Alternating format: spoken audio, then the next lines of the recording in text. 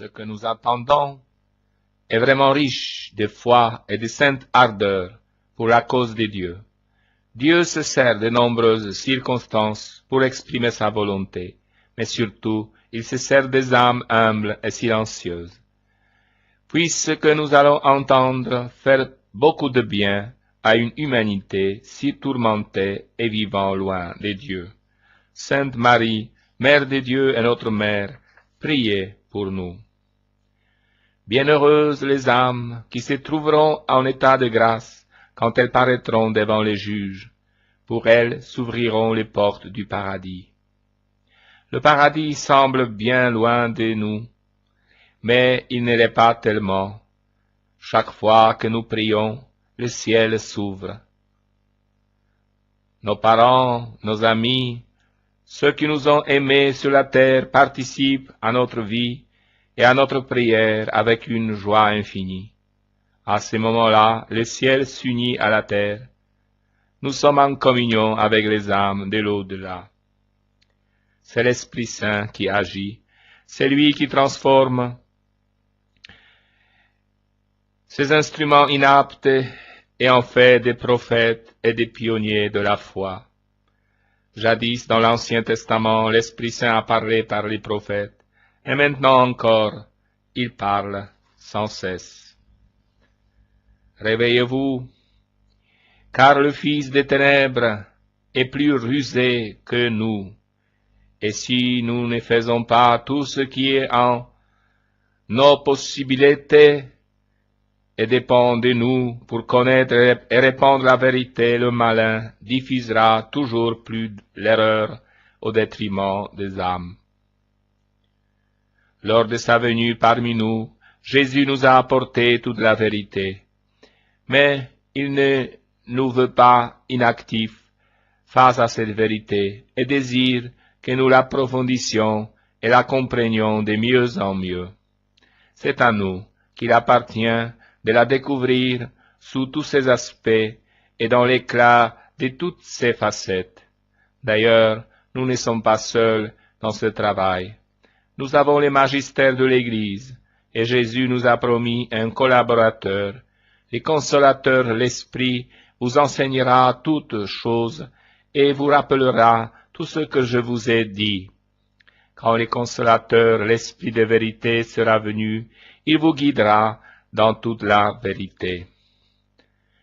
De même, Jésus a confié à l'Église tout son trésor de grâce, mais il se réserve certaines voies pour nous le faire parvenir en temps opportun, selon les besoins du moment.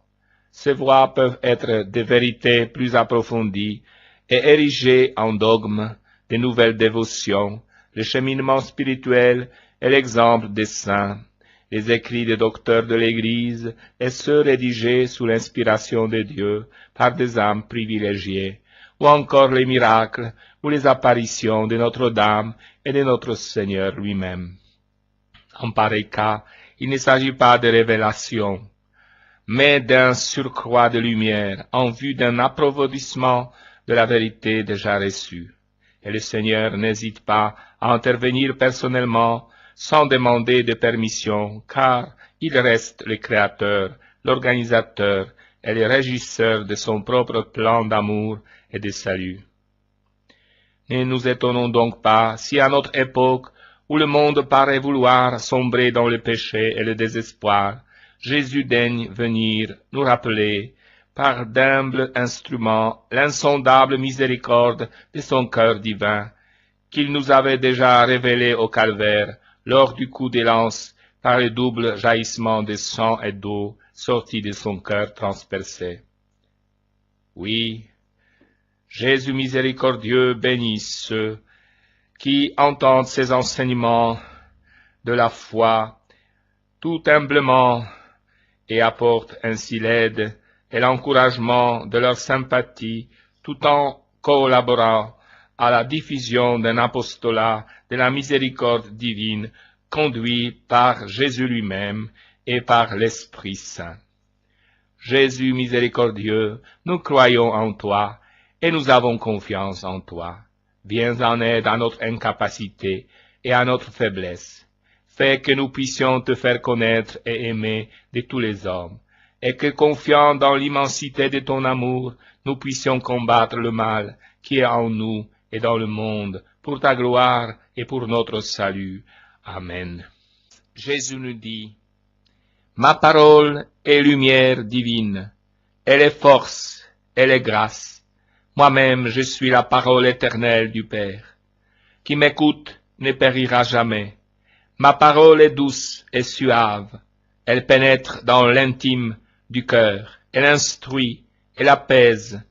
Elle élève et embellit. Elle dissipe les erreurs et les obscurités. Elle apporte les réconforts et la douceur. Bienheureux ceux qui tirent profit de la parole divine et la mettent en pratique. L'amour miséricordieux, l'image de Jésus miséricordieux, Sœur Faustine et sa mission. Le 25 août 1905, en Pologne, naissait dans le district de Świnica Hélène Kowalska. Le 1er août 1924, elle entre dans la congrégation de Notre-Dame de la Miséricorde à Varsovie, où le 30 avril 1926, elle reçoit l'habit religieux avec le nom de Sœur Faustine. Et le 22 février 1931, au couvent de Płock, Jésus lui apparaît, mais laissons-la raconter. Le soir, dans ma cellule, j'ai vu le Seigneur Jésus. En silence, je contemplais le Seigneur. Mon âme était remplie de crainte, mais aussi d'une grande joie.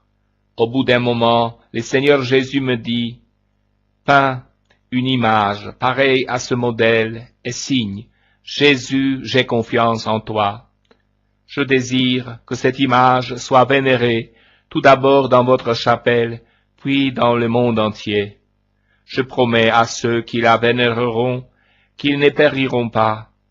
Je leur promets, dès ce monde, la victoire sur l'ennemi, mais surtout à l'heure de la mort. Je les défendrai moi-même comme ma gloire. » Cette image en pied, peinte à Wilno en 1934, selon les indications de Sœur Faustine, fut exposée pour la première fois au sanctuaire de Notre-Dame d'Ostrabrama à Wilno, invoquée sous les vocables de Mère des Miséricordes, le dimanche de Quasimodo 1935. Jésus l'avait demandé. Je veux que le premier dimanche après Pâques, cette icône soit exposée publiquement. Ce dimanche est la fête de la miséricorde divine. Un mot frappe dans cette demande, c'est le terme d'icône. Que signifie-t-il? L'icône est un tableau religieux représentant le Christ, la Vierge ou les saints. Le peintre de l'icône est un croyant et son art naît de la contemplation, car son tableau veut représenter le monde invisible de la gloire de Dieu. Le peintre est un mystique qui fixe sur la toile l'expérience personnelle de sa rencontre avec Dieu. Des traditions fort anciennes rapportent que certains artistes ont reçu des visions sensibles et les ont captées sur la toile. Telle serait l'origine des icônes archérotypes, c'est-à-dire non faites de main d'homme. Mais elles doivent encore recevoir la bénédiction de l'Église pour être vraiment signe d'une présence invisible et véhicule de grâce en élevant notre pensée par l'intermédiaire de la vision sensible vers l'invisible majesté divine. Écrit Saint Jean Damascène. L'image peinte sur les indications de Sœur Faustine est de cette classe. Quiconque la vénère ne périra pas, dit le Seigneur. Le vendredi 13 novembre 1936, Jésus inspire à Sœur Faustine le chapelet de la miséricorde, spécialement efficace en faveur des agonisants. Le 10 août 1937, Sœur Faustine note une neuvaine préparatoire à la fête de la Divine Miséricorde qui commence le vendredi saint. Et sans doute au début de mai 1935, Jésus demande à Sœur Faustine de fonder une nouvelle congrégation dont il lui fixe la mission. Avec tes compagnes, tu imploreras la miséricorde pour le monde entier. Sœur Faustine mourra minée par la tuberculose le 5 octobre 1938 sans avoir vu la réalisation de l'œuvre, mais son confesseur, l'abbé Sopocko, recevra le vœu des 6 premières candidates dans la chapelle en bois du Carmel à Villeneuve en pleine nuit le 10 novembre 1944. Sœur Faustine a été béatifiée et puis canonisée le 30 avril 2000 par Jean-Paul II et qui institua ainsi aussi ce dimanche après Pâques la fête de la miséricorde divine. C'est le cardinal Wojtyła Karol, archevêque de Cracovie, devenu le pape Jean-Paul II, qui fut le promoteur de la cause des béatifications, des canonisations de sœur Faustine. Le 30 novembre 1980, le pape Jean-Paul II annonce au monde son encyclique sur la miséricorde divine. Jésus nous dit, « Dieu dans les hommes ne cherche pas la perfection. Il sait qu'il ne la trouvera pas. Il cherche des âmes à purifier, à perfectionner et à sauver. Si quelqu'un s'étonne et ne veut pas croire que je te parle à toi, parce qu'il te voit avec tes défauts, qu'il change d'opinion, qu'il parcourt les pages de l'Évangile, et il verra comment, chez les hommes, je cherche non pas la sainteté, mais l'amour, non pas la perfection, mais la misère, non pas la grandeur et l'orgueil, mais l'humilité. Tu nous dis, je suis avec vous, avec toute l'abondance de mes dons, de mon amour et de ma grâce. Je désire vous donner tout ce que je possède. En un mot, vous pouvez résumer et dire que ce que je vous donne est le bonheur. Mais est-il possible d'être heureux dans notre monde et le mien? Monde tellement rempli de tribulations, de mal et de péché. Oui, c'est possible à condition que vous les vouliez. Celui qui est avec moi est heureux, dit Jésus, ne voit et ne ressent que joie dans son cœur. En lui-même et autour de lui, il ne répand que paix et joie. Je veux que vous partiez dans le monde entier avec cette certitude, avec le devoir que je vous assigne. Il est très difficile de vous convaincre de cette vérité, mais je vous assure que dans la mesure où vous en serez convaincus, vous réussirez à convaincre les autres. Je ne suis pas venu pour les justes, mais pour les pécheurs. Je suis venu retrouver ce qui était perdu, et pour placer sur mes épaules la croix chargée des péchés de tous les hommes, afin de soulager leurs épaules et leurs âmes. Croyez-moi, dit Jésus, je serai mort des millions de fois dans le même sacrifice sanglant, à condition de pouvoir vous sauver tous. Et pourquoi souvent doutez-vous, pourquoi croyez-vous impossible que je puisse résoudre votre situation douloureuse? Croyez-vous peut-être que je ne puisse pas opérer des miracles? Ne suis-je pas, moi, le Fils de Dieu vivant? Croyez, ayez confiance, croyez à ma puissance, à ma bonté, et sachez que lorsque tout semble humainement impossible et tout perdu, c'est à moi que restent les derniers mots, et c'est cette parole pleine de miséricorde que je prononce en faveur d'une âme, même si je suis supplié, non pas par elle, mais par d'autres seulement. Croyez que je ne reste sourd à aucune prière, qu'elle soit faite par vous, pour vous ou pour les autres.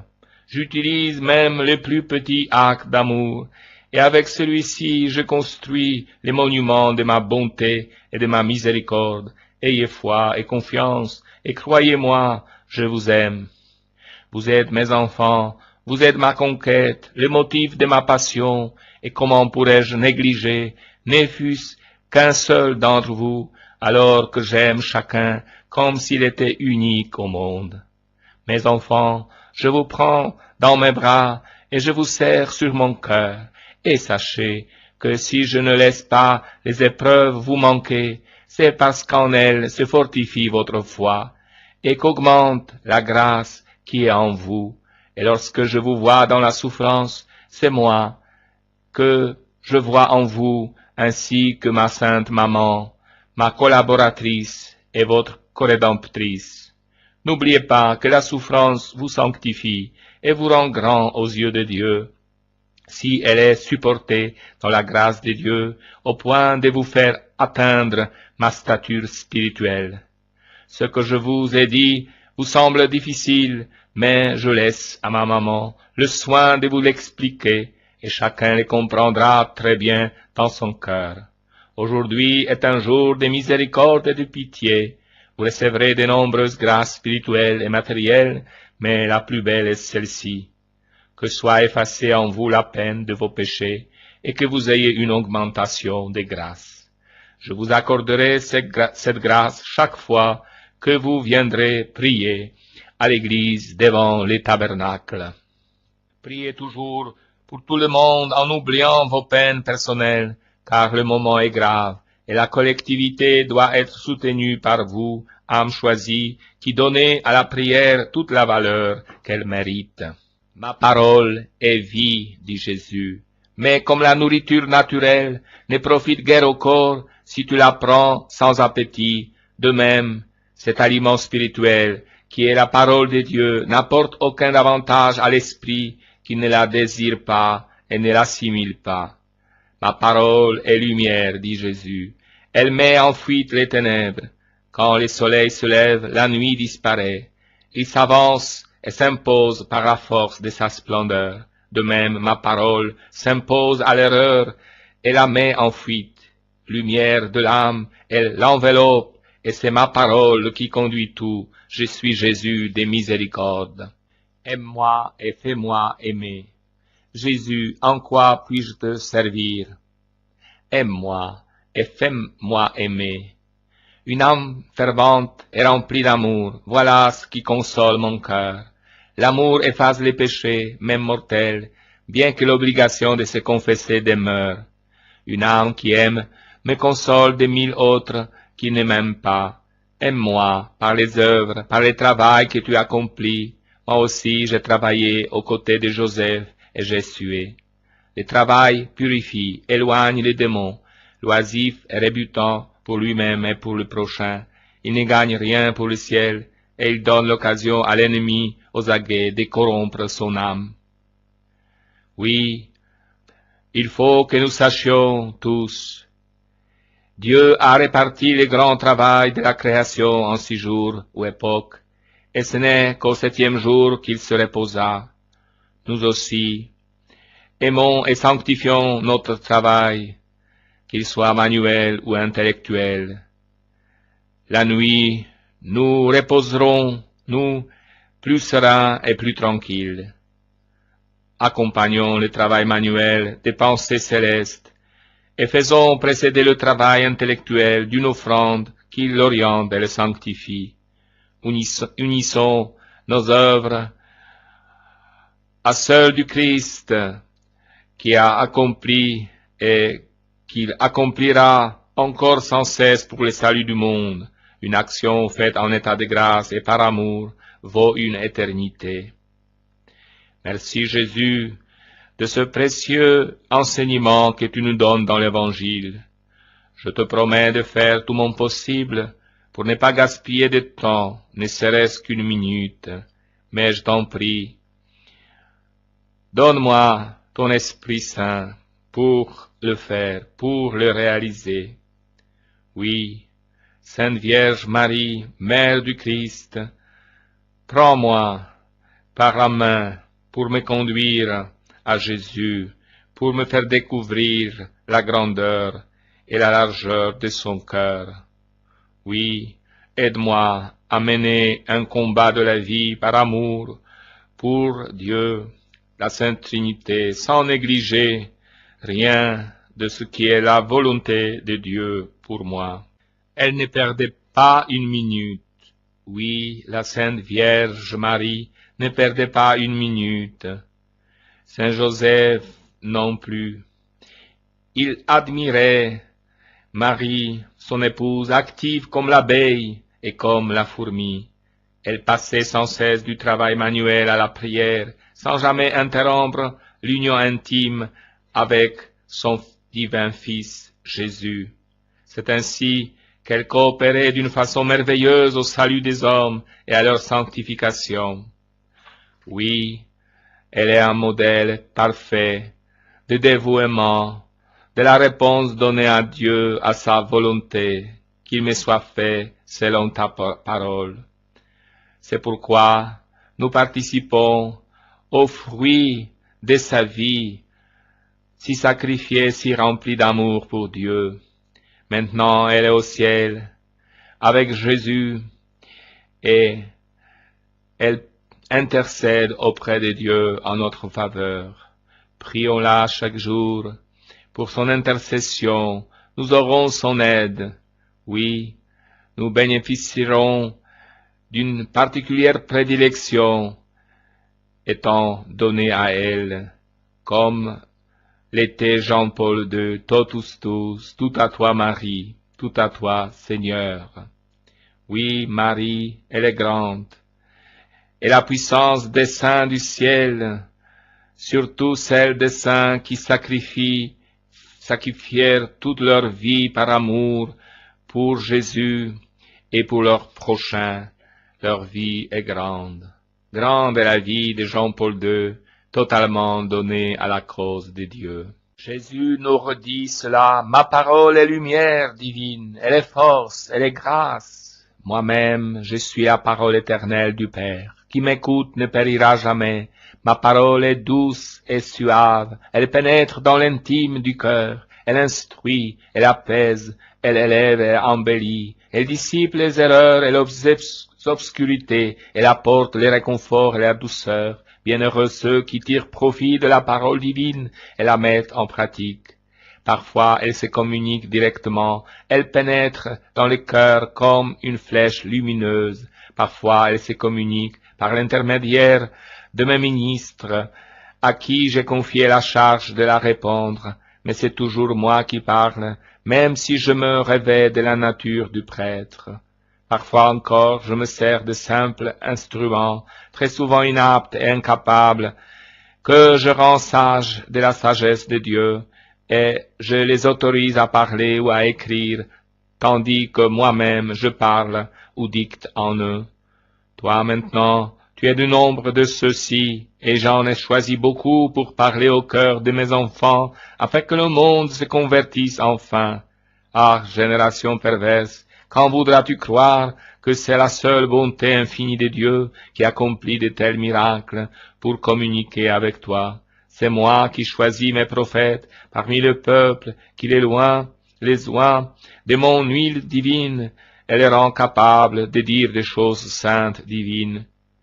Aimez la divine parole, quel que soit le vêtement qu'elle porte, répandez la parole divine, car cela revient à dire, répandez la vérité. Elle est lumière, elle est vie, elle est chemin, c'est la parole éternelle du Père qui passa, créatrice sur la masse informe, c'est la parole éternelle du Fils qui détruisit l'erreur et apporta la vie, c'est la parole éternelle du Saint-Esprit qui anima l'homme, et maintenant encore anime l'Église, mon épouse bien-aimée. Écoutons ce que Jésus nous dit.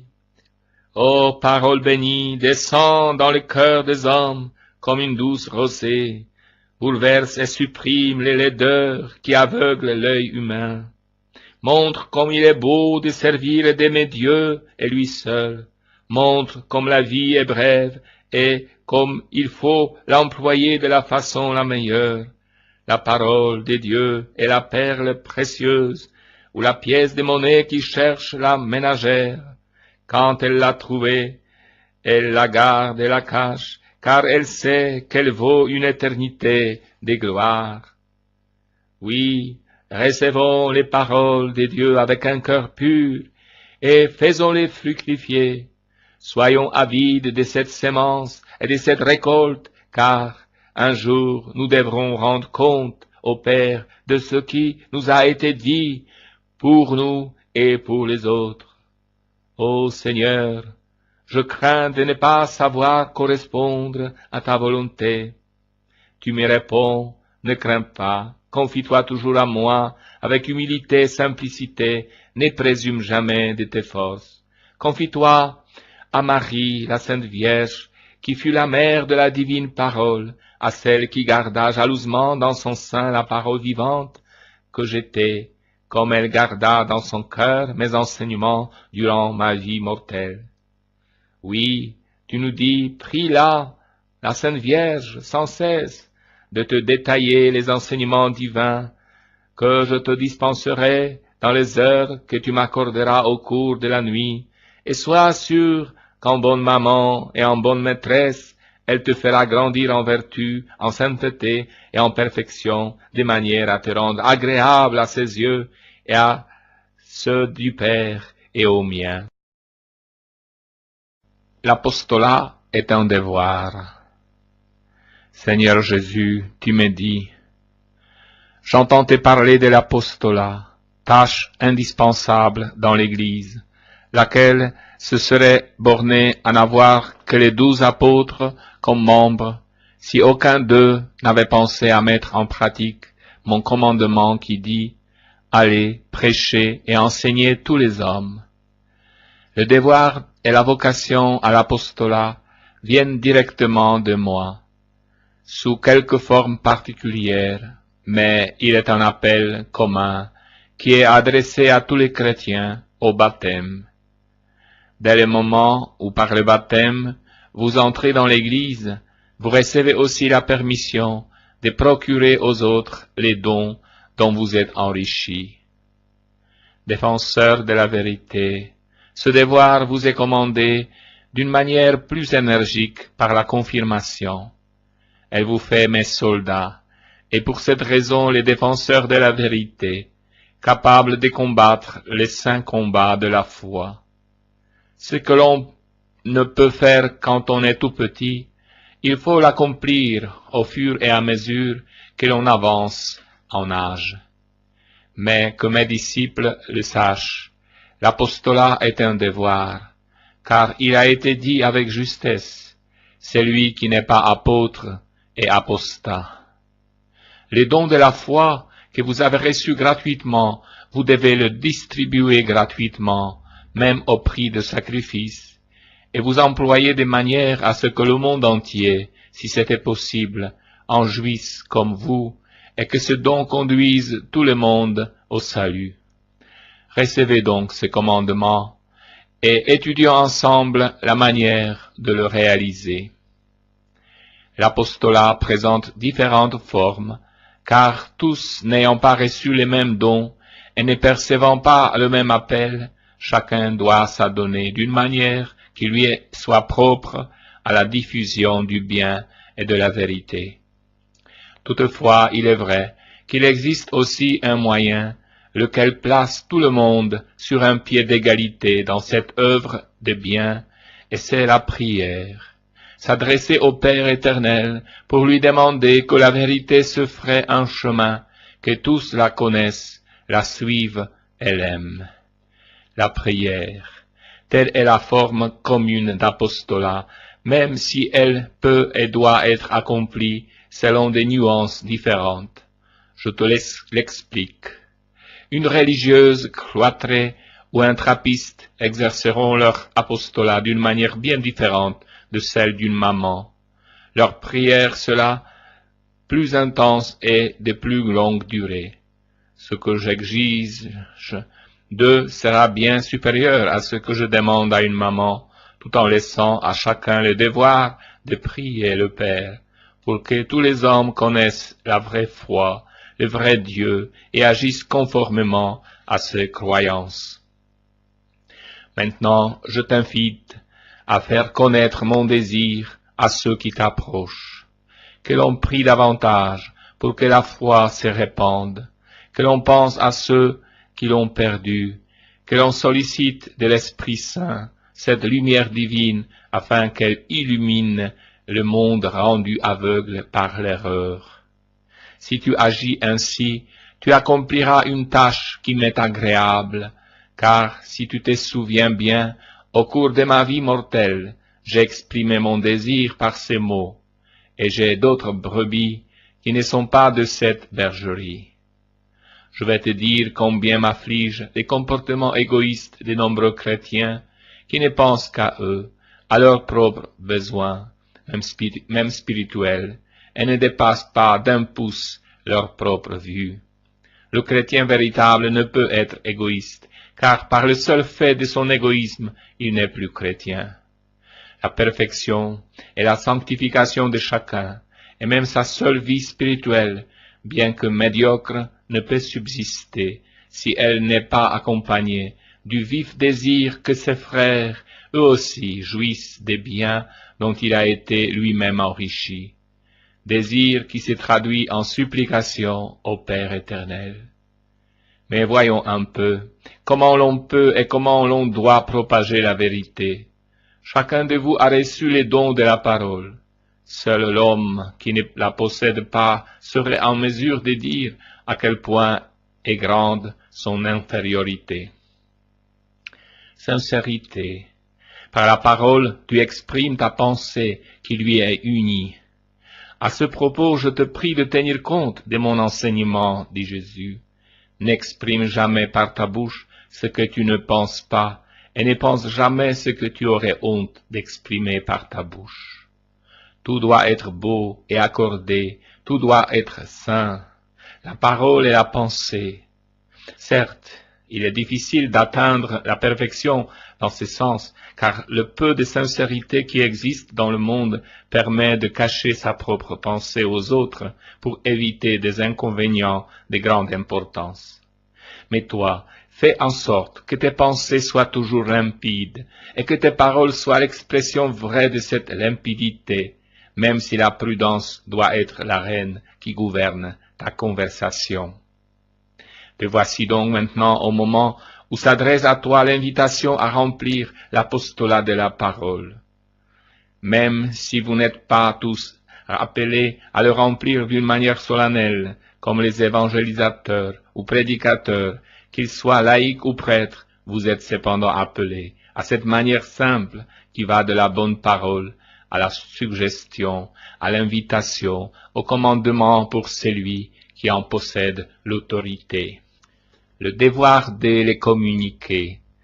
Toi, me dit-il Jésus, qui d'une manière toute différente de l'habituelle reçoit ces instructions, tu as aussi le devoir de les communiquer aux autres, et rappelle-toi bien que de cela je t'en fais un commandement, car rien de ce que je te dis ne doit être perdu, et tu ne peux, heureux de l'avoir reçu, enfermer la vérité dans un tiroir. Que chacun pense à son cœur comment mettre en pratique tout ce qu'il entend et de quelle façon s'employer à répandre ces vérités. Je dois donner une approbation à ceux qui, même au prix de sacrifices, s'emploient à écrire et à diffuser ces enseignements que mes enfants ne connaissent pas ou ont oubliés. Réveillez-vous, mes chers enfants, car le fils des ténèbres est plus rusé que vous, et si vous ne faites pas tout ce qui est en vous et dépend de vous pour connaître et répandre la vérité, le malin diffusera de plus en plus l'erreur au détriment des âmes. Aimez la vérité, mes enfants. Elle vient de Dieu, elle vient de moi, dit Jésus. Ne vous ai-je pas dit que je suis la vérité et la voie et la vie? Qui croit en moi ne périra jamais. Vous voulez répandre la vie, répandez la vérité. Soyez jaloux de la vérité, approfondissez-la, défendez-la, ne permettez pas qu'elle soit souillée. Elle doit être cristalline comme l'eau qui jaillit d'une source. La vérité, elle, doit vous désaltérer, c'est cela. Ayez soif de la vérité, qui vient à vous sous diverses formes, mais dont la substance est contenue dans mon évangile. Que cet apostolat, qui n'est pas facultatif, mais obligatoire pour tout chrétien, trouve en vous un terrain capable de recevoir la sémence qui vous transforme en autant de semeurs. Il faudrait que je te parle de la troisième manière d'être apôtre, celle du sacrifice. Tout sera plus beau. Jésus te me dit, les choses ne vont pas toujours comme on le désire. La vie elle-même n'est que trop semée d'obstacles et de contrariétés considérables. Mais si tu regardes la vie comme un don de Dieu, dans tout son ensemble, tu verras que tu deviendras plus optimiste et que tu accepteras toutes ces choses inhérentes à la vie humaine, je dirais même indispensables. Je t'explique. Tu entends pleurer un enfant et cela te fait de la peine, mais s'il ne pleurait pas, tu ne saurais peut-être pas qu'il a un besoin particulier de soins. Eh bien, ne te décourage jamais en pensant à un événement ou à un fait déterminé de la vie. Même ce qui te semble horrible ou épouvantable, ou plus simplement mauvais pour toi, avec les reculs du temps, tu les verras sous un jour différent. Et ce que tu croyais être un châtiment de Dieu te paraîtra même tout à fait un acte de sa miséricorde. Considère donc la vie avec une grande confiance et une grande sérénité, car la lutte te sera plus facile et tu surmonteras plus facilement les épreuves. Demeure provisoire, n'oublie jamais que le séjour ici-bas est provisoire pour toi et pour tout le monde, et qu'il vient le jour où vous devrez abandonner toutes choses et tout le monde. Cela arrivera selon les modes les plus variés et les plus inattendus. Quand ils quitteront ce monde, les uns seront en mer ou en train, les autres sur les montagnes ou dans la plaine. C'est ainsi, car il n'est pas d'endroit en ce monde où la mort ne frappe l'homme. C'est ainsi, car brève est la durée de votre existence. Vous naissez, vous vivez, vous mourrez dans le cours de quelques années. En outre, la vie humaine est ainsi faite que, depuis le péché originel, elle se dégrade progressivement. C'est pourquoi tu peux voir, empreinte sur les visages de chacun, la marque des années, et les maladies, avec tout ce qui en découle, en sont la conséquence pratique. Accepte donc avec tranquillité, avec patience, tout ce qui t'arrive, et tu verras que les contrariétés te paraîtront moins tragiques. Une bonne dose d'optimisme rend les événements plus simples et les individus plus sereins. Et puis, à la lumière de l'éternité de Dieu, ces choses qui peuvent être déjà moins graves, si on les regarde à la lumière de la bonne humeur et de l'optimisme, se transforment complètement. Alors qu'elles paraissaient mauvaises, elles deviennent bonnes et très belles quand elles sont éclairées par la foi. À la lumière de la foi. C'est pourquoi, regarde tout à la lumière de cette foi illuminante et divine. Pense que chaque événement, si petit ou différent, indifférent soit-il, est conduit par la providence de Dieu, qui de tout sait tirer un profit du salut pour l'individu et pour la société. Si tu possèdes cette confiance en Dieu, tu te laisseras guider par lui, car il est sagesse infinie, infinie bonté. Tu ne choisiras pas, mais tu laisseras choisir par lui ce qui est le meilleur pour toi. Et tu seras heureux.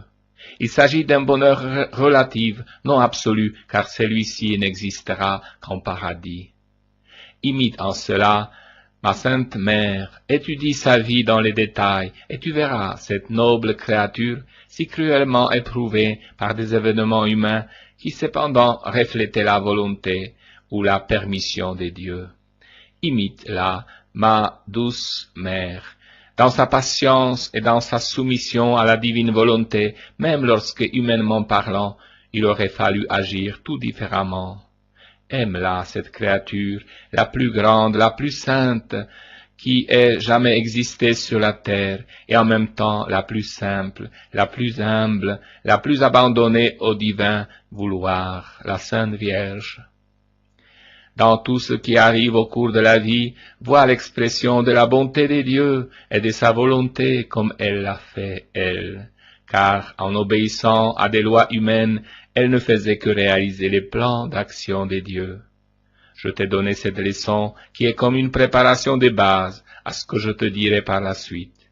Pose comme principe absolu Dieu avec sa providence et ensuite établis tes raisonnements à partir de ce principe. Tu verras que tout sera plus beau, plus clair, plus lumineux. Elle vaut la peine d'être vécue. Tu verras que la vie vaut la peine d'être vécue, même si elle est remplie de tribulations, car avec l'aide de la foi, tu peux la transformer en joie véritable. Saint Paul ne disait-il pas « j'ai surabonde de joie au milieu de mes tribulations. Oui, il pouvait le dire, car il m'avait mis, moi, à sa place, et il pouvait déclarer avec sincérité, ce n'est plus moi qui vis, c'est le Christ qui vit en moi. Toi aussi, tu pourras dire avec mon grand apôtre, j'ai surabonde de joie au milieu de mes tribulations. Tu me dis, Jésus, je vais te parler sur une vertu peu connue, la chasteté. Ce que je vais dire est d'une extrême importance, et tu me suivras de ton esprit et de ton cœur pour partager avec moi pensées et sentiments. Je dois te parler de ce que ma mère et moi nous prenons très à cœur et qui constitue la richesse particulière des âmes privilégiées. Je te parlerai donc de la chasteté. Elle est une vertu angélique peu aimée et peu connue parce que peu appréciée. C'est la vertu que j'ai chérie, que ma mère et mon père putatif Joseph ont choisi, que mon apôtre bien-aimé a possédé, et à leur suite une longue théorie d'âmes disposées même à perdre leur vie plutôt que de perdre cette précieuse vertu. Peu sont appelés à me suivre par la pratique de cette vertu car elle exige une grande générosité, le sacrifice, les renoncements et surtout l'humilité. Et il n'est pas possible de la posséder et de la conserver sans l'aide de mon Père céleste. Tout homme porte en lui l'inclination au mal, l'aspiration au plaisir et les passions qui l'entraînent vers le bas, vers la satisfaction de ses sens. Mais l'homme pur, qui a maîtrisé ses inclinations, mène une vie céleste, domine son corps au penchant mauvais, regarde en haut et veut dès lors vivre la vie qui le conduira au ciel, à savoir une vie angélique. Cela ne signifie pas qu'ils ne doivent plus avoir des soucis matériels, comme les manger, les boire, le dormir, les travail et les difficultés. Car tant que l'on est en ce monde, on ne peut se soustraire à de tels soucis ni à de telles nécessités, mais on se sert de tout avec maîtrise et par l'obligation, avec la conscience que toutes ces choses servent à vivre et que l'on ne vit pas pour elles. Qu'ils comprennent bien. C'est pourquoi demande à mon Père que se multiplient sur la terre ces appels à la vie vécue de manière angélique, et que les appelés comprennent bien ce qu'ils abandonnent et ce que le Seigneur attend d'eux. Ils laissent la terre pour le ciel, ils laissent la fange pour la vertu. La chasteté est une vertu éminemment divine. Personne ne peut prétendre se l'imposer sans le secours du ciel. On ne peut que la désirer et l'implorer par une prière intense. L'appel à la chasteté, et par ce mot je veux signifier la chasteté parfaite ou virginité, cet appel vient directement de moi.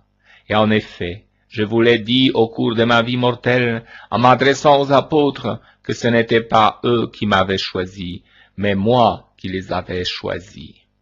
En les appelant à l'apostolat, je les avais appelés aussi à la chasteté, bien que quelques-uns d'entre eux comme Pierre fussent déjà mariés. La chasteté que je désire dans les âmes privilégiées qui se consacrent à moi est la pratique complète de cette vertu, poussée jusqu'à l'héroïsme. C'est pourquoi être chaste ne signifie pas seulement conserver son corps intact, mais garder aussi son cœur et son esprit pour en faire la demeure du roi. Combien sont rares les consacrés qui, persévérant dans leurs promesses, renoncent à tout ce qui pourrait, ne fût-ce que d'une manière infime, ternir ou mettre en danger leur pureté virginale.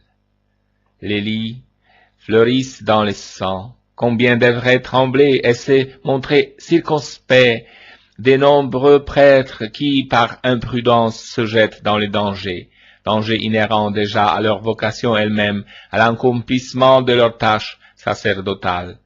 Combien seraient plus chastes mes ministres s'ils étaient plus prudents, plus défiants d'eux-mêmes, et s'ils se confiaient sans cesse à moi et à ma sainte mère, pour être préservés de si grands et de si nombreux périls.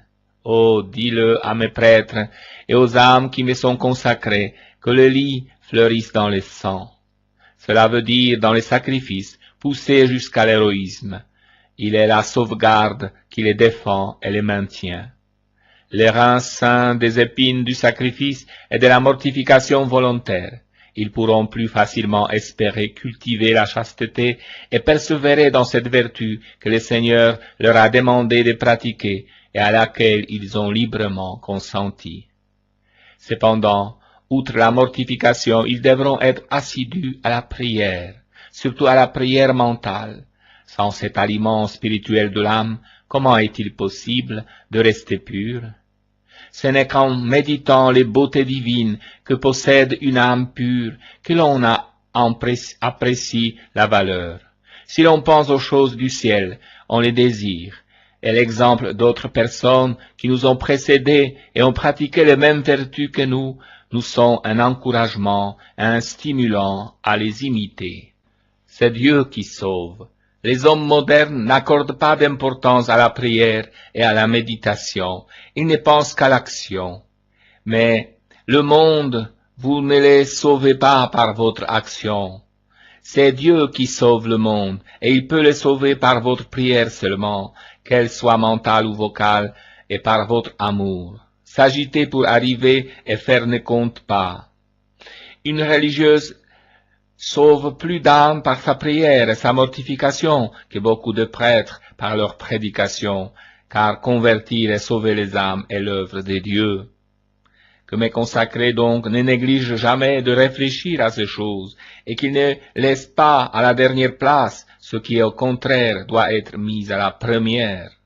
Cela servira à les préserver des nombreuses chutes, à les faire persévérer dans leur vocation et à leur obtenir de nombreux et bons fruits dans leur vie apostolique. Je vais consacrer quelques mots aux personnes qui, libres des liens du mariage, éprouvent le désir de se consacrer à Dieu tout en restant dans le monde. Ce désir vient de moi et il m'est très agréable. Je suis avec une particulière prédilection des personnes qui, privées de leur conjoint, ont un besoin spécial d'attention. Voilà pourquoi mon Église a des prières et des soins particuliers pour les veuves qui, à leur tour, constituent en elles une catégorie privilégiée. Que de joie je mets dans le cœur de ces âmes chères. Dans leur solitude et leur douleur, elles consacrent leur existence à aider ceux qui souffrent, ceux qui pleurent, et à exercer dans l'Église le rôle des femmes compatissantes qui, sur le chemin du calvaire, vinrent à ma rencontre. Je les bénis et je les assiste pour rendre leur existence plus féconde et plus heureuse.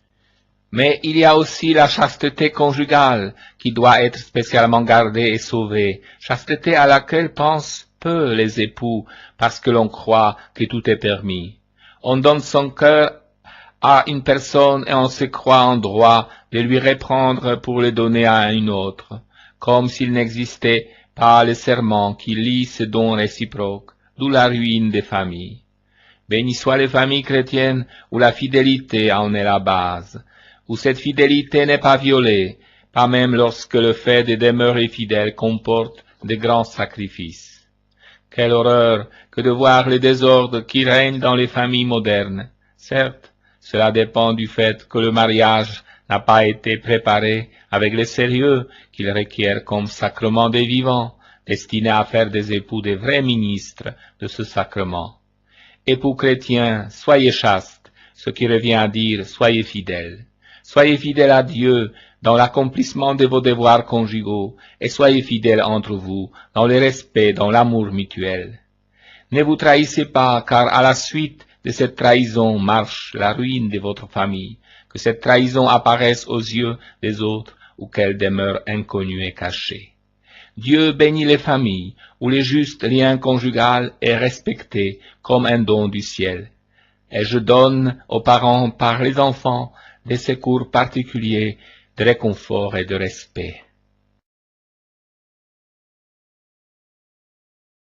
Bonheur, don et conquête. Nous aspirons tous au bonheur, sous une forme ou sous une autre. Nous aimerions faire le bonheur de ceux qui nous sont chers. Nous voudrions parfois que les autres nous rendent heureux. Pourtant, la vie nous apprend que personne ne peut faire le bonheur d'un autre. C'est souvent à l'occasion d'un échec dans la relation que nous sommes confrontés à cette réalité. Certes, il dépend de nous d'offrir tout ce qui, d'après nous, serait susceptible d'aider notre enfant, notre conjoint, tel ami souffrant, à expérimenter un peu de bonheur. Cependant, la façon dont notre amour est accueilli nous échappe complètement. Nous sommes responsables de l'émission, mais non maîtres de la réception du message d'amitié ou d'amour que nous exprimons. Vivre la gratuité. Cette constatation entraîne plusieurs conséquences. Tout d'abord, un amour authentique est invité à une profonde gratuité. Nous sommes souvent tentés d'évaluer les effets de notre bienveillance sur les autres. Nous aimerions des résultats. Après tout ce que j'ai sacrifié pour ton bonheur, s'exclament les parents désespérés devant un enfant qui semble tourner mal. Certes, c'est une réaction naturelle. En effet, ne rêvons pas des totales gratuités. C'est François Varillon qui disait que Dieu est le seul être qui ne connaît aucun retour sur lui-même. Pourtant, nous pouvons apprendre à grandir en gratuité, mais c'est un long chemin de démaîtrise. Il demande que nous apprenions à aimer l'autre pour lui-même, dans un profond respect de sa personnalité et de sa liberté. Ensuite, si personne ne peut faire notre bonheur, dans quelle mesure celui-ci dépend-il de nous? Ici, la réponse est singulière, car beaucoup d'éléments entrent en ligne de compte, et chacun de nous est unique. Il y a tout d'abord notre tempérament ou notre caractère. Certaines personnes cultivent plus spontanément que d'autres l'art d'accueillir les bienfaits de la vie et de s'en réjouir. Il y a aussi notre parcours personnel et notre éducation.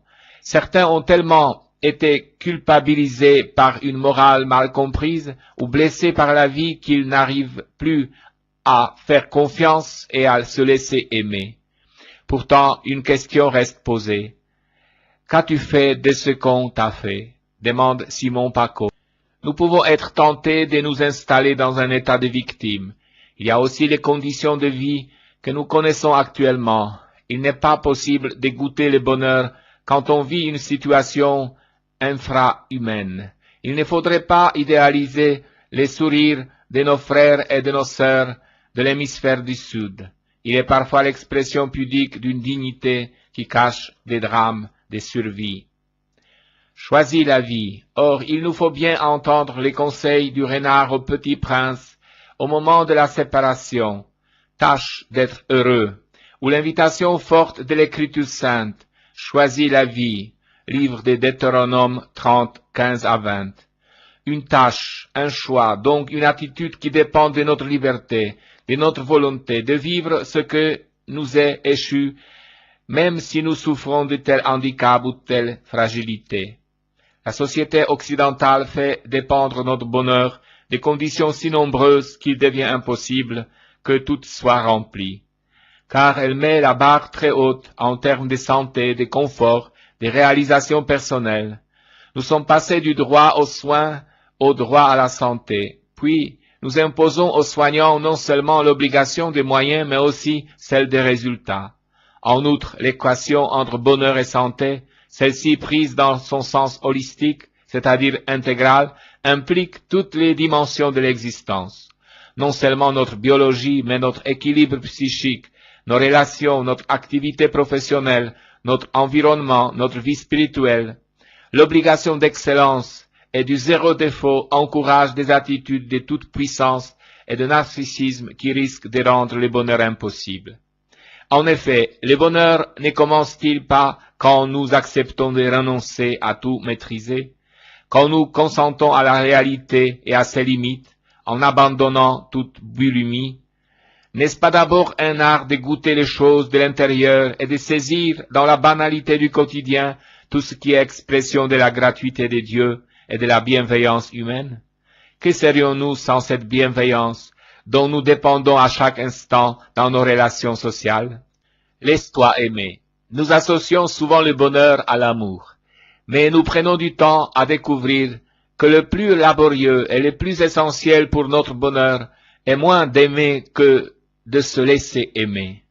Déjà, aimer n'est pas facile, surtout en ce qui concerne notre entourage immédiat et quotidien. Pourtant, se laisser aimer est encore plus difficile. Cela ne signifie pas chercher à tout prix à être aimé, exiger en permanence de se sentir aimé. Se laisser aimer, c'est accueillir avec gratitude tous les signes de bienveillance qui nous viennent des autres, de la vie, de la nature, de notre Dieu. Nous abandonner à l'amour qui est donné, le reconnaître dans le bien qui nous est offert, consentir avec gratitude à tout ce qui est expression d'estime, de reconnaissance, d'affection. À force de combattre nos tendances égoïstes, nous risquons d'occulter une dimension essentielle à notre identité, à notre croissance, l'estime de soi. Les psalmistes ne s'écrient-ils pas « prodige que je suis, que sont tes œuvres » Psaume 135. Si seulement nous accueillons avec émerveillement ce qui est déjà donné, nous serions moins tentés de conquérir des hautes luttes, ce qui souvent ne nous est prodigué que quand nous cessons de nous acharner. Si nous acceptions de reconnaître que, au-delà de toutes les images négatives de nous-mêmes qui nous envahissent parfois, nous sommes un cadeau pour nous-mêmes et pour les autres, nous pourrions accueillir le bonheur promis dans les béatitudes. Cela n'empêche qu'il existe aussi un profond bonheur à donner de la vie et de l'amour aux autres. Choisir la vie, c'est aussi choisir de donner de la vie en cessant de se mettre au centre de l'univers. Il y a souvent plus de joie à donner qu'à recevoir. Les bien-aimés des dieux. Nous sommes ces bien-aimés, à l'instar du Christ lui-même. Or, nous vivons comme si, depuis notre enfance, on nous avait inculqué que nous ne sommes aimables que dans la mesure où nous corrigeons tel défaut, nous rendons tel service, nous répondons à telle demande. Et nous voilà essayant de nous adapter aux attentes supposées de notre entourage, au point de confondre sainteté et perfection, et au risque de plus oser exister tels que nous sommes réellement, au point de douter de la possibilité même d'être aimés de Dieu, quels que soient nos échecs ou notre péché. S'il faut parler de conquête, ce n'est certes pas en termes de mérite à acquérir, mais en termes de victoire sur nos doutes quant à notre vocation au bonheur. Alors laissons-nous aimer, et nous nous laisserons toucher par le bonheur, qui est un don gratuit offert par surcroît. Bonheur et foi, même combat. Voici une bien curieuse association. La foi et le bonheur iraient-ils ensemble? La foi a pour but de faire naître en nous et développer la sainteté. Avouons-le simplement, la sainteté qui marque une certaine réussite de la foi n'a pas à nos yeux la réputation d'être tellement joyeuse. Nous l'associons plutôt à l'austérité, voire aux pénitences et à la mortification, en tout cas au sérieux et à la performance dans les vertus. Tout cela n'a pas grand-chose à voir avec le bonheur, pensons-nous. De quelles idées fausses? Si nous nous faisons une idée trop sommaire et donc fausse de la foi et de la sainteté, il est aussi vrai que nos idées sur le bonheur sont également sommaires et donc bien souvent erronées. L'une des erreurs les plus fréquentes est de confondre le bonheur avec la jouissance ou le plaisir, avec la satiété ou l'opulence, avec la force ou la santé. Loin de nous l'idée de nier la valeur des biens que je viens d'énumérer.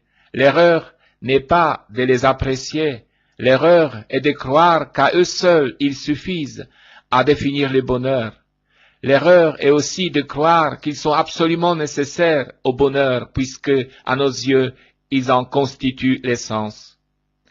Une autre erreur sur le bonheur, due au fait que nous ne réfléchissons pas suffisamment, consiste à appeler bonheur exactement ce que nous n'avons pas. Si nous sommes pauvres, nous pensons que les riches sont heureux. Si nous sommes malades, nous pensons que les gens en bonne santé sont heureux. Si nous sommes plutôt fixés à domicile, nous pensons que ceux qui voyagent sont heureux. Comment se fait-il alors qu'un riche, suroccupé à gérer son bien, soucieux de ne pas se faire exploiter ni voler, ni gruger, ni tromper, pense quelquefois « Ah, si les pauvres connaissaient leur bonheur !» Comment se fait-il qu'un voyageur de commerce ou un homme d'affaires aspire tellement au jour où il n'aura plus à se déplacer, à manger au restaurant, à descendre à l'hôtel? Combien de célibataires pensent que le bonheur est dans les mariages, alors que tant de gens mariés pensent que le bonheur est dans les célibats? Comment tant de couples sans enfants pensent que le bonheur est de devenir père et mère, alors que nous connaissons tous des parents qui se surprennent à souhaiter n'en avoir jamais eu? Comment se fait-il que bien des malades ou des handicapés aient su redevenir heureux et donner de leur joie à des gens en pleine santé? En réalité, les gens que je viens d'évoquer, trop rapidement c'est vrai, commettent une erreur de perspective que nous reproduisons tous, souvent. Nous pensons naïvement que le bonheur est dans les choses extérieures à nous, qu'il s'agisse de biens ou d'activités, alors que le bonheur est avant tout une question de disposition intérieure. Le bonheur a sa source dans le cœur des hommes et des femmes que nous sommes, alors que nous pensons souvent que le cœur n'en est que le réceptacle. Le bonheur est d'abord une question de vie intérieure. Il n'est que de penser à cette espèce de maladie terrible qui s'appelle la jalousie. Je l'appelle maladie parce que celui qui l'éprouve, hélas, n'y peut pas grand-chose bien souvent. Cette personne est plongée dans le malheur indéfini. Dès qu'elle a obtenu ce qu'elle a envié chez tel autre, elle se prend à jalouser une autre personne qui possède quelque chose qu'elle n'en a pas encore. Lorsqu'elle se surprend à jalouser chez autrui quelque chose dont elle est sûre de ne jamais pouvoir obtenir, alors ses sentiments peuvent aller jusqu'à la pousser à tout faire pour que l'autre ne puisse plus jouir de ce dont elle se sent frustrée. Nous savons depuis Caïn et Abel que cela peut aller jusqu'au désir de meurtre. Il s'agit d'une nouvelle erreur de perspective. L'erreur fatale, ici, est de construire en soi une idée de bonheur faite essentiellement des comparaisons avec les autres. C'est encore l'extérieur à soi, les autres, qui est pris comme critère de bonheur, alors que, redisons-le, le bonheur est d'abord une affaire de vie intérieure. Le bonheur ne peut être qu'au-dedans de chacun de nous. Il n'est pas d'abord une affaire de plaisir ou de jouissance ou d'opulence, mais bien une affaire de paix intérieure. Être en paix avec soi-même est la condition première du bonheur. D'où la nécessité de prendre conscience de ce qui se passe au-dedans de nous. Voici la toute première démarche de la vie intérieure. Je prends ici l'expression vie intérieure en son sens le plus simple, valable pour chacun, quelle que soit sa religion, valable aussi pour celui qui n'aurait aucune religion.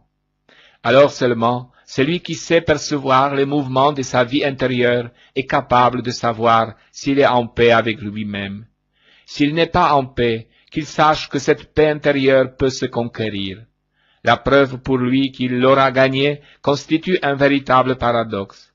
Il découvrira en effet que cette paix qu'il croit avoir conquise est en fait un don qui lui est fait, mais qu'il n'aurait pas su recevoir et reconnaître s'il n'avait osé tous ses efforts de conquête. Pas de victoire sans le don, pas de don sans la conquête. Les ennemis de cette paix sont nombreux en nous. C'est précisément contre eux qu'il faut batailler. Le plus grand de tous et qui entraîne tous les autres, c'est la peur que nous avons de la vie intérieure elle-même. Si nous lui cédons, cette peur nous entraîne hors de nous-mêmes, car nous cherchons en permanence à nous fuir nous-mêmes. Notre inconscient est très fort pour nous entraîner dans cette débandade. Nous sommes alors jetés contre tous les écueils que nous avons mentionnés plus haut. Et la foi? C'est ici qu'intervient la foi. Comment un chrétien céderait-il à la peur de la vie intérieure, alors qu'il sait que Dieu vit au plus intime de son intime? S'il recherche la paix avec lui-même, il sait qu'il ne la trouvera qu'à la faveur de la paix qu'il entretiendra avec Dieu. Déjà toute son énergie s'oriente vers Dieu. Pourtant Dieu est bien lointain et souvent abstrait. Le chrétien croit que Dieu a pris visage d'homme en Jésus. Cet homme Jésus est bien plus abordable. Il nous a dit qu'il vivrait mystérieusement à l'intérieur de nous-mêmes. C'est donc ce Jésus, Dieu qui s'est fait compagnon de la route des hommes, c'est lui que le chrétien recherchera au-dedans de lui-même. Or l'expression qui revenait toujours sur les lèvres de Jésus, lorsqu'après sa résurrection il venait à la rencontre de ses disciples, n'était autre que celui-ci, la paix soit avec vous. Lorsque le chrétien tournera son regard vers les autres, il découvrira avec surprise que ses yeux sont devenus capables désormais du regard de Dieu, du regard de Jésus-Christ. Les autres lui apparaissent comme des frères à aimer et non plus des rivaux à jalouser ou à abattre. Tout son souci deviendra peu à peu de ressembler davantage dans ses rapports avec les autres à cet homme qui fut sur terre l'incarnation de l'amour de Dieu Jésus-Christ. Voilà la force de la foi dans une vie d'homme, mais cette force va bien plus loin encore. Le chrétien, autant que tout autre, ressent en lui le grand désir du bonheur. Il le désire d'autant plus qu'il ressent en lui la paix. La paix, il la découvre même parfaitement compatible avec ces situations pénibles qu'il traverse, comme quiconque, et que nous appelons la souffrance. Car Jésus lui a appris une grande nouvelle, les béatitudes. Cette nouvelle lui ouvre une incroyable perspective, celle de l'infini, l'infini véritable, parce qu'il est l'infini des dieux. Oui, bienheureux les pauvres, bienheureux ceux qui pleurent, bienheureux ceux qui souffrent. Non pas que la pauvreté, la souffrance ou les larmes ne soient plus des malheurs, certes non, mais un avenir leur est ouvert, et qui s'appelle le bonheur éternel de Dieu. C'est ce bonheur qui est promis à tout homme, et que le chrétien a la chance de connaître déjà, un bonheur à côté duquel les souffrances du temps présent ne sont rien, comme nous le dit saint Paul apôtre. Un bonheur fait pour tous. Ne pensons pas que cette ultime perspective soit réservée aux athlètes du haut niveau. Dès maintenant, il est fait pour tous, là où chacun se trouve, dans sa famille, sa profession, son quartier. Il suffit d'oser commencer cet itinéraire dont la première étape est la recherche de Dieu en soi. Rechercher le royaume de Dieu, chercher à ce que Dieu règne en moi et non plus mes envies. Si cette recherche est sincère, tout le reste nous sera donné par surcroît. Les bonheurs de donner du bonheur. Chacun sait que faire l'expérience d'être aimé est le fondement du bonheur. Mais peut-être que la façon la plus sûre d'assurer son bonheur, c'est de se préoccuper humblement du bonheur des autres. L'Écriture sainte nous le recommande. Aimer l'autre comme soi-même, faire aux autres ce que l'on voudrait qu'ils fassent pour nous. Parfois ce sera justement ne rien faire, respecter le silence ou la distance. Parfois au contraire ce sera agir, être présent, disponible pour écouter, tenir la main, rassurer, aider. Apporter du bonheur, c'est penser à ce 1000 petits instants évoqués, discerner ce que l'on peut faire et suivre les intuitions de son cœur, sans trop se préoccuper de l'effet que cela aura. Il y a beaucoup de manières de manifester son amitié, sa présence, son intérêt pour ceux qui vivent les autres. Une carte, un coup de téléphone, quelques fleurs, simplement pour dire « je pense à vous », double bonheur d'une parole qui fait du bien à qui la reçoit et à qui la donne. Complimenter les autres sur leurs actes ou leur prise de position quand ils nous semblent justes et courageux. Reconnaître ses torts et savoir demander pardon. Remarquer les attentions que les autres ont pour nous et les en remercier. Visiter celui qui est seul, isolé, malade, âgé, prisonnier. Partager les jeux et les rires, susciter des rencontres, participer aux rassemblements organisés par d'autres. Il y a beaucoup de bonheur à donner de soi-même et à faire droit aux désirs des autres. Le bonheur d'accepter sa vie. La vie est rarement aussi belle que qu'on le voudrait. On peut se lamenter et passer son temps à se plaindre de ce qui ne va pas. On peut aussi se laisser embobiner par les sirènes de la publicité qui voudraient nous faire croire que le bonheur est dans l'avoir et la consommation. Bien manger est le début du bonheur, entend-on en ce moment sur les ondes. Certes, manger un bon produit est agréable, mais cela ne suffit pas. C'est tout ce qui se passe autour de la table qui fera de ce moment un instant de bonheur, et cela ne s'achète pas. Un ami m'a dit, si tu n'as pas ce que tu aimes, apprends à aimer ce que tu as. Faire contre mauvaise fortune bon cœur, comme dit l'adage populaire. Rude leçon pleine de sagesse et de réalisme. Essayer d'avoir un regard positif sur soi et sur les autres, avoir un a priori bienveillant, mettre loin de notre cœur les griefs de toutes sortes, la rancune tenace et la jalousie. Ne pas chercher au loin ce qui est à notre portée, tellement près que nous ne les voyons pas.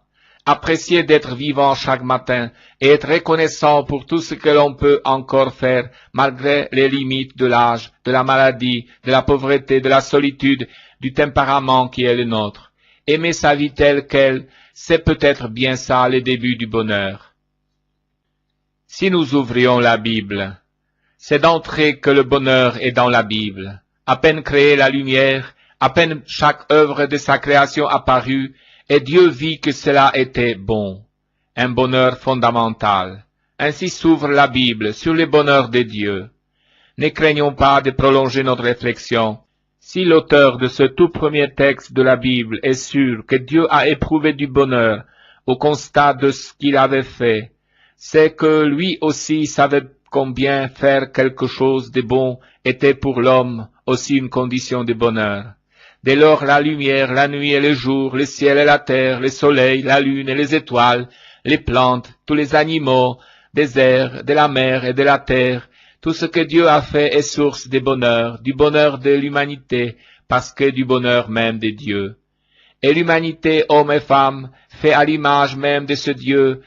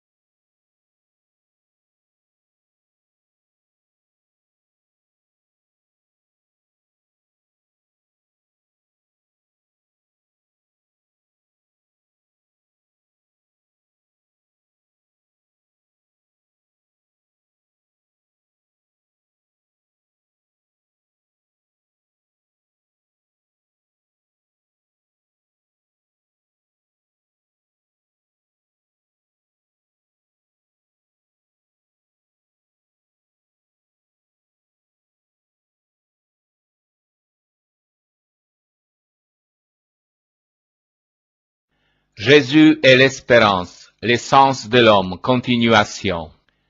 Sur le chemin de Césarée, Dieu répond enfin avec clarté par la bouche de Jésus aux questions essentielles qui nous tracassent tous. À partir de ce moment, Jésus-Christ commença à montrer à ses disciples qu'il fallait qu'il allât à Jérusalem et souffrit beaucoup des anciens et des grands prêtres et des scribes, et qu'il fut mis à mort, et qu'il ressuscita le troisième jour. Évangile de Matthieu 16, 21. Puisque l'homme se heurte toujours au mystère du mal, souffrance et mort, Jésus, au lieu d'escamoter ce mystère par une magie divine qui les supprimerait, nous affirme au contraire qu'il vient le vivre comme une étape de la réalité humaine. En effet, malgré cet état précaire des créatures, où existe la souffrance et la mort, que Dieu a admis après le péché originel, son amour a osé créer l'homme imparfait, un fils de Dieu en devenir. Souffrance et mort pour Jésus le bien-aimé, Christ Sauveur, sont les étapes nécessaires sur la route de notre remontée vers Dieu. Souffrance et mort ne sont que des moments de notre évolution, mais non la fin de notre existence. La grande œuvre du Christ Messie, c'est de nous montrer que le Fils de Dieu, devenu Fils de l'homme, pour nous et pour notre salut, veut vivre comme un chacun, sans échapper à la souffrance et à la mort, dans un abandon complet au plan d'amour du Père de la création. La bonne nouvelle, c'est que pour lui et pour nous, du même coup, cet abandon débouche sur la résurrection. Autrement dit, la vie de l'homme ne s'enferme pas dans la souffrance et la mort. Pour les chrétiens, même s'il en est écrasé bien souvent, le mystère du mal n'est pas absolu. Pierre réagit violemment, et Pierre, le prenant à partie, se mit à le réprimander, disant « À Dieu ne plaise, Seigneur, cela ne t'arrivera pas. » Évangile de Matthieu 16, 22. Sa vision du Messie reste très politique, bien loin de l'image du serviteur souffrant dont le prophète Isaïe décrit la mission. Mais Jésus remet les choses au point. Mais lui, se retournant, dit à Pierre, « Arrière de moi, Satan, tu mets un scandale, car tes sentiments ne sont pas ceux de Dieu, mais ceux des hommes. » Évangile de Matthieu 16, 23. Pour nous, comme pour Pierre, il nous est sûrement difficile d'accorder nos sentiments à ceux de Dieu, et il n'est pas évident à première vue qu'il fallait que le Fils de l'homme souffrit. Jésus, à cet instant même, invite non seulement les 12, mais tous les hommes à réfléchir avec lui sur leur destinée spirituelle et à la vivre avec réalisme. Or, il disait à tous, « Si quelqu'un veut faire une route derrière moi, qu'il se renonce, et qu'il se charge de sa croix et qu'il me suive. » Évangile de Luc 9, 23. Et il ajoute cette expression un peu mystérieuse. « Car celui qui voudra sauver son âme la perdra, mais celui qui perdra son âme à cause de moi, celui-là la sauvera. » Évangile de Luc 9, 24. Perdre son âme, n'est-ce pas comme pour Jésus accepter de la remettre entre les mains du Père, comme lui a su le faire à Gethsémani et au Calvaire? N'est-ce pas là la plus grande espérance, celle qui libère l'homme de la peur, de la souffrance et de la mort, pour s'en remettre à l'amour du Père? Jésus et son mystère, la souffrance. Tu es le Christ, vient de lancer Pierre, comme un coup de clairon, annonçant l'assaut et le départ pour l'établissement du royaume. Et la réponse du Christ tombe froide, incompréhensible, pas de propagande. Et il leur enjoignit de ne rien dire de lui à personne.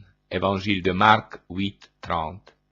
Et ce qu'il annonce, c'est la souffrance, rien que la souffrance et la mort pour lui. Souffrance qui rentre si profondément dans son mystère, dans tous les mystères du Christ, que tous ceux qui veulent adhérer à lui, être soudés à lui, qui veulent les continuer et emboîter leurs pas dans ses pas, doivent souffrir. Mais comme lui, en conformité avec la volonté du Père. Si quelqu'un veut me suivre, qu'il renonce à lui-même, qu'il prenne sa croix chaque jour et qu'il me suive. Mais la souffrance pour lui est liée indéfectiblement à la résurrection.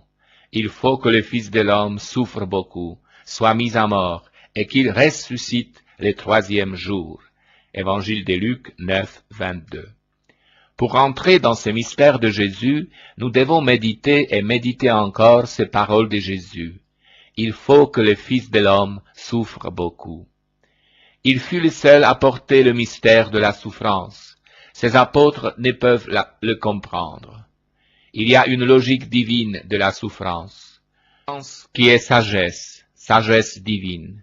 Pour le Christ, elle aboutit à la résurrection. La souffrance prise à bras le corps, la mort empoignée, ma vie nul ne la prend, c'est moi qui la donne. Renverse le problème même de la souffrance et de la mort de Jésus, et dans la foi nous éclaire sur les tragiques de la destinée de l'homme. D'où ces expressions, je suis le chemin, je suis la porte, je suis la résurrection et la vie.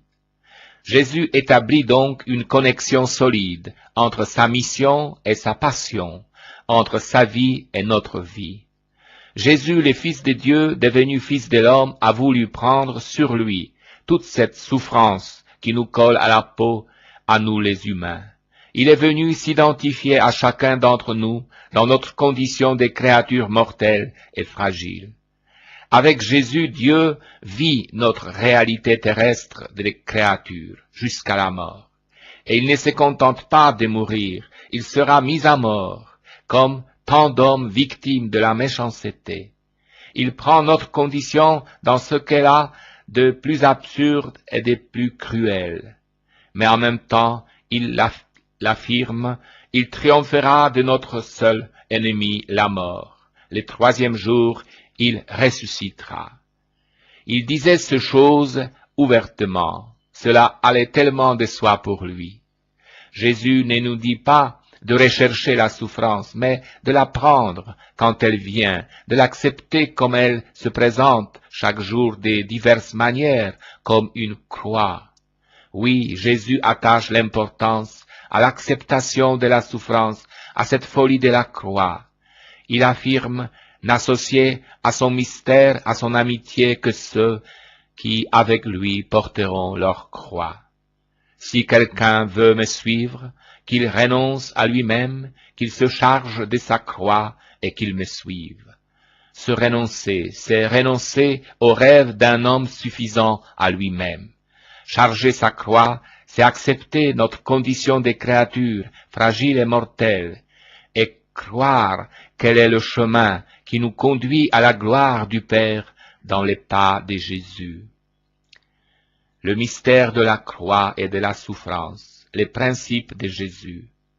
Jésus n'est pas le Messie, roi temporel, rêvé par Israël.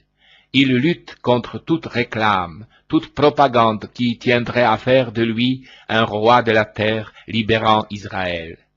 Aux deux multiplications de pain, il a déjà réagi et il a su débrayer le mouvement organisé et lancé par ses apôtres de le faire roi. Lui-même renvoie la foule et calme l'un après l'autre tous les partisans, tandis qu'il force ses disciples à embarquer, et lui s'en va prier dans la montagne.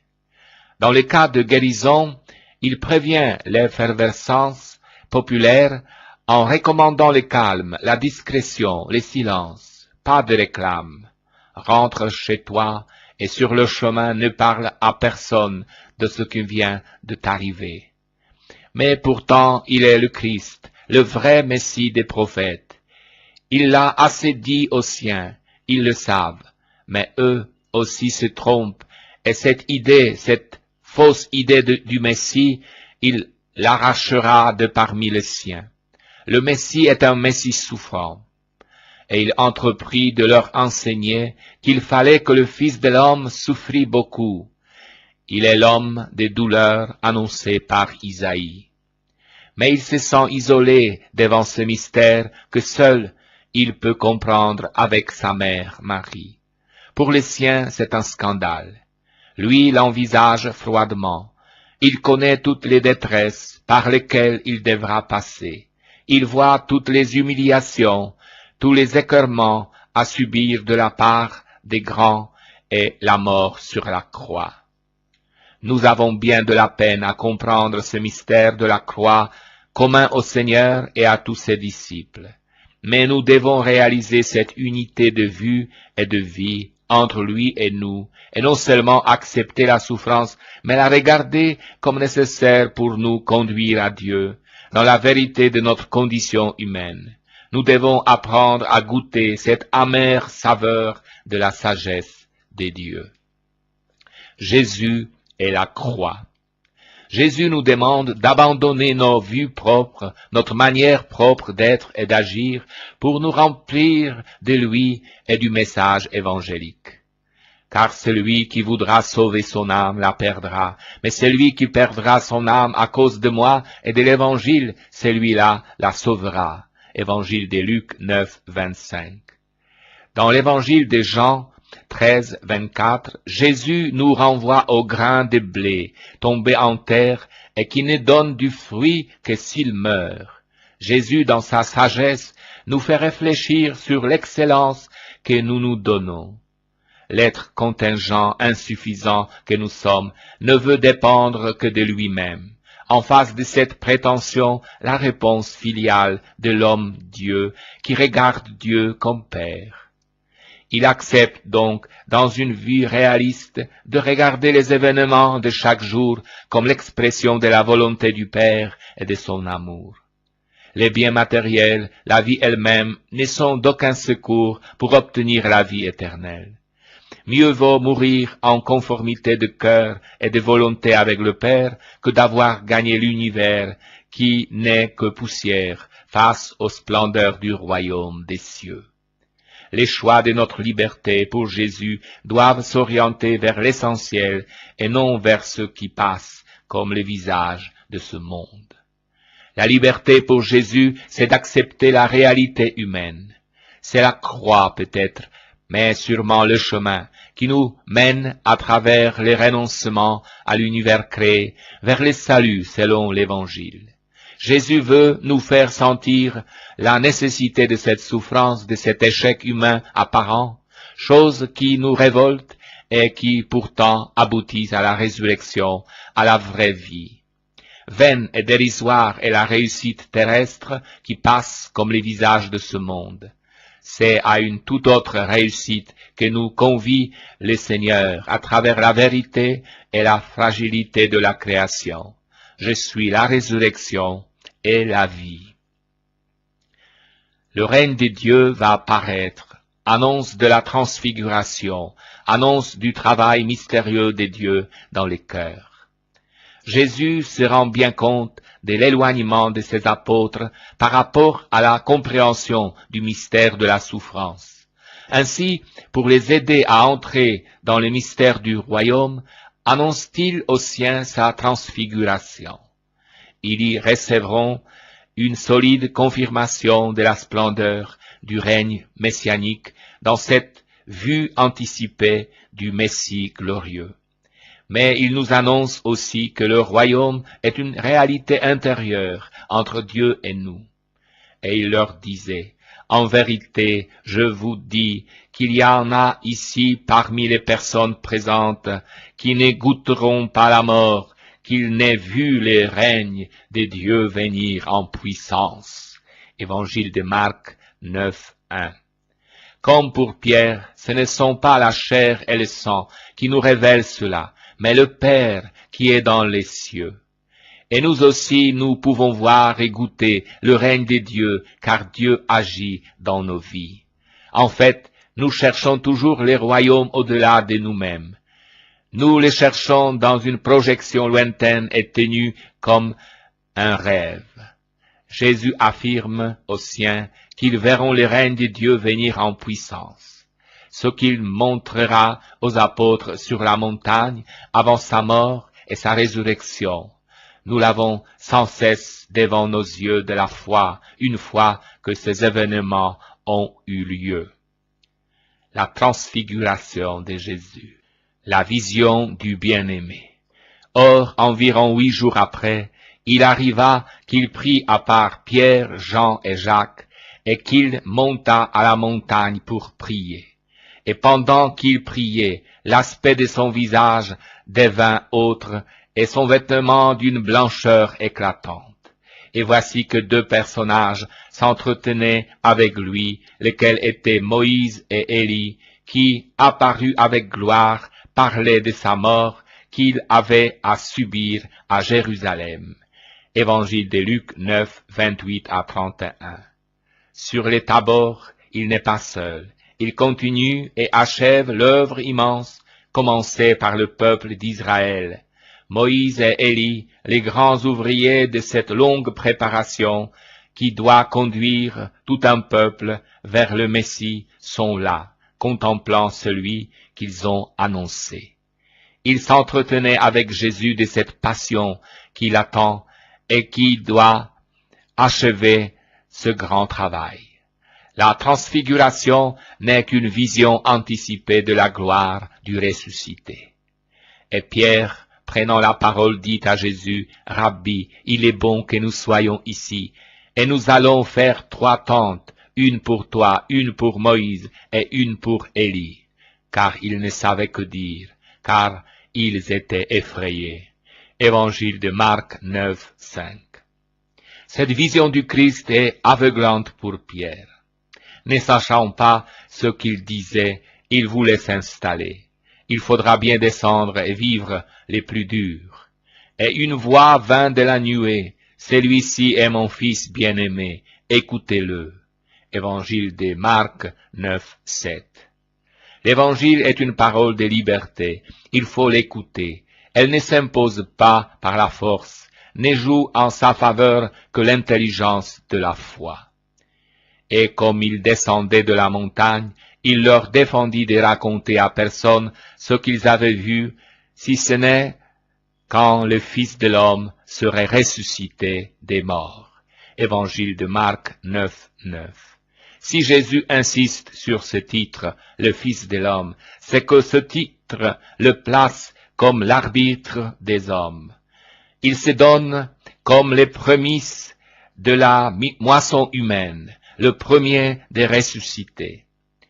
Et ils gardèrent sa recommandation, se demandant entre eux ce que signifiait quand il serait ressuscité des morts. Évangile de Marc 9, 10. Tout cela deviendra lumineux pour eux, mais seulement après la mort et la résurrection du Seigneur. Jésus et la foi, guérison du petit épileptique. Dans les dialogues qui s'engagent entre Jésus et le père du petit épileptique, Jésus avant tout redonne espoir à cet homme désemparé par la maladie de son fils, en l'engageant sur le chemin difficile de la foi. Jésus interroge donc le père. Combien de temps y a-t-il que cela a commencé de lui arriver? Et le père de l'enfant dit, depuis sa petite enfance. Et souvent il l'a jeté soit dans le feu, soit dans l'eau pour le faire périr. Évangile de Marc 9, 21. Au père désemparé, qui lui demande alors de l'aider devant la si grande maladie de son fils, Jésus enseigne le chemin de la vraie liberté spirituelle. Mais si tu peux quelque chose, viens à notre aide, par pitié pour nous. Évangile de Marc 9, 22. Jésus lui dit, si tu peux, tout est possible à celui qui croit. Aussitôt le père de l'enfant disait en criant, je crois, viens en aide à mon incrédulité. Évangile de Marc 9, 23, 24. La foi, comme le fait remarquer le Père, est tout autant suscitée par Dieu que par nous, alors que Jésus, de son côté, fait remarquer à cet homme qu'elle dépend aussi de notre choix et de notre liberté. Dans les domaines spirituels de la foi, l'impulsion de Dieu reste première et indispensable, à nous d'y répondre. deuxième prédiction de sa passion par Jésus. Tout le monde est stupéfait après la guérison du petit épileptique devant cette aisance divine. Et Jésus choisit justement ce moment-là pour parler du mystère de la croix. Sa passion, voilà ce qui les préoccupe. Il l'a déjà laissé entendre clairement à ses privilégiés, à Césarée de Philippe, mais là, c'est à tous ses disciples qu'il en parle. Il leur déclare. Or, tous étant dans l'admiration de tout ce qu'il faisait, il dit à ses disciples, « Pour vous, mettez bien dans vos oreilles ces choses, car le Fils de l'homme doit être abandonné aux mains des hommes, et ils les tueront, et le troisième jour il ressuscitera. » Évangile de Luc 9, 43-44. Il est facile de réaliser la tristesse des apôtres devant cette révélation. C'est une chose si étrange pour eux qu'ils ne comprennent pas. Ils ne comprenaient pas cette parole. Un Christ souffrant, c'était totalement en dehors de leur catégorie. Un voile, un monde les sépare de cette compréhension, et ils avaient peur d'interroger le Seigneur sur ce mystère de la souffrance. Il n'est donc pas étonnant que le voile soit bien épais pour nous aussi devant nos deuils et nos malheurs. Mais interrogeons le Seigneur Jésus, qui seul apporte la réponse des lumières. Et le troisième jour, il ressuscitera. Oui, ayons le courage, dans notre prière silencieuse, d'interroger le Seigneur sur cette parole. Si vous ne devenez comme des enfants, vous n'entrerez pas dans le royaume des dieux. Et ils vinrent à Capharnaüm. Quand il fut dans la maison, il les interrogeait, sur quoi discutiez-vous en route? Mais ils gardaient le silence, car sur la route, ils avaient discuté pour savoir qui étaient les plus grands. Évangile de Marc 9, 33-34. Jésus oppose les deux choix offerts à notre liberté, ou bien le choix de l'ambition, être ou paraître les plus grands, ou bien le choix du Fils des dieux, devenir enfant pour hériter d'un autre royaume que celui de la terre, et abandonner tout pouvoir fondé sur la violence et la domination de nos frères. Jésus met en garde ses disciples contre l'ambition, forme subtile de l'amour du pouvoir, car, au début, l'ambition se confond avec le légitime désir de promotion et la recherche du bien commun. Elle se confond aussi avec l'agressivité, l'instinct nécessaire à toute survie. Mais bien vite, l'ambition nous entraîne vers un désir du pouvoir qui, lui, n'est pas toujours innocent. La sagesse de Jésus s'oppose à celle du monde, qui se révolte contre cette humilité chrétienne. Jésus dit alors, si quelqu'un veut être le premier, il sera le dernier de tous et le serviteur de tous. Évangile de Marc 9, 36.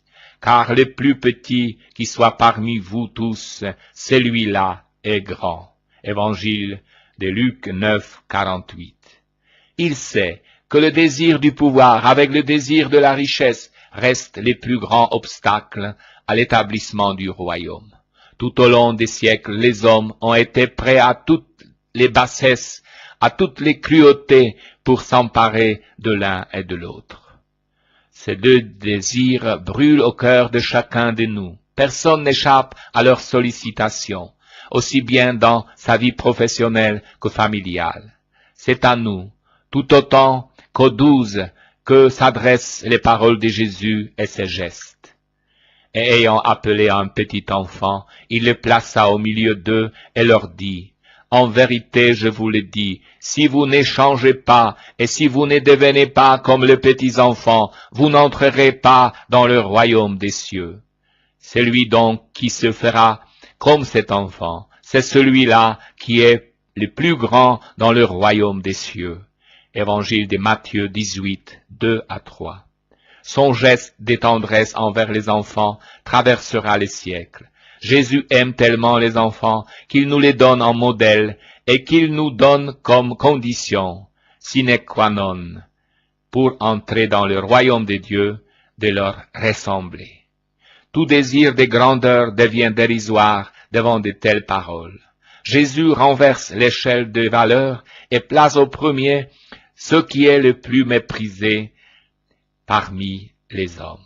Puis, ayant pris un enfant, il le plaça au milieu d'eux, et l'ayant embrassé, il leur dit, quiconque reçoit un de ces enfants, à cause de mon nom, me reçoit. Et qui me reçoit, ce n'est pas moi qu'il reçoit, mais celui qui m'a envoyé.